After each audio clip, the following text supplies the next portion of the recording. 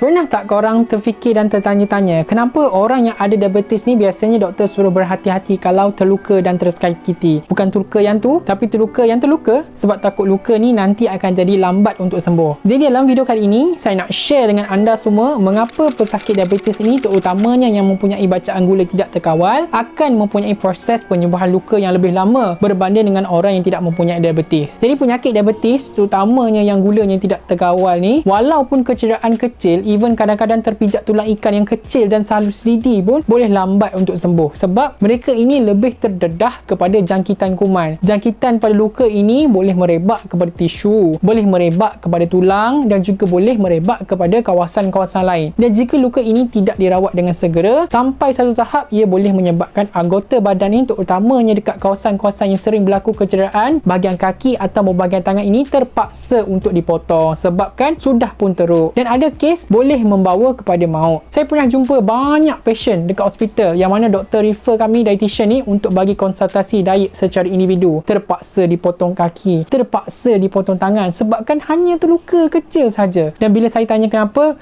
ada yang jawab lah, oh saya terluka sebab masa saya potong kuku, oh saya terluka sebab terpijak duri dan banyak lagi lah. Dan semua ini disebabkan oleh antaranya mereka ni tidak mendapatkan rawatan dengan segera. Jadi mereka fikir ni, oh luka ni kecil je, lumur ubat sehari dua, settle lah ni. Tapi lama kelamaan apa yang jadi? Luka itu makin hari makin teruk. Jadi ada beberapa mekanisme kenapa diabetes ini boleh melambatkan proses penyembuhan. Antaranya adalah, yang pertama, paras gula yang tinggi di dalam darah boleh mengganggu fungsi sel darah putih. Jadi seperti yang kita tahu, sel darah putih ini penting untuk imuniti badan. Ianya boleh melawan kuman dan membantu proses penyembuhan. Sekiranya imuniti badan seseorang itu lemah, kuman ini akan membiak dengan cepat dan mengakibatkan jangkitan sebagai contohnya diabetic foot ulcer, gangrene, sepsis atau jangkitan tulang seperti osteomyelitis. Kedua, mereka juga mempunyai peredaran darah yang kurang lancar disebabkan oleh salur darah pesakit diabetes ini menjadi lebih keras dan juga lebih sempit. Secara mudahnya lah, bila kurang lancar, oksigen dan nutrien ini tidak dihantar dengan baik. Bila nutrien yang diperlukan untuk proses penyembuhan tidak dapat dihantar dengan baik, maka luka itu pun akan jadi lambatlah sembuh.